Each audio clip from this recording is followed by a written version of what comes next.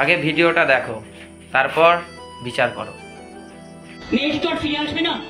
ওর নামে যদি আপনারা কিছু করতে চান করতে পারেন, যা টাকা লাগবে আমি দেবো। হ্যাঁ, আমরা 10 লক্ষ টাকা তো দিতেই পারি পরিবারকে।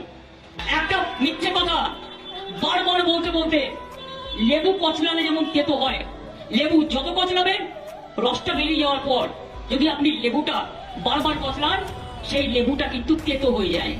আপনার মতো লোকের বিচারেতে না আজকে এই রাজ্যটা এরকম হয়।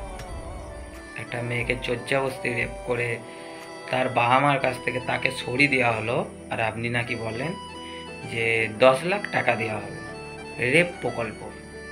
বাহ! আজকে শুধু এনার মতন মন্ত্রীর জন্য আজকে আমাদের রাজ্যের এরকম হয়। আজকে একটা মেয়েকে রেপ করা হলো, তাকে জোরজবরদস্তি 18-19 জন মিলে ধর্ষণ করলো, তো আপনার বিচার কি হলো? 10 লাখ টাকা আমি দিয়ে দিচ্ছি। ভাবতেই কেমন অবাক লাগছে, আপনি একটা মেয়ে হয়েও এরকম একটা বিচার করলেন।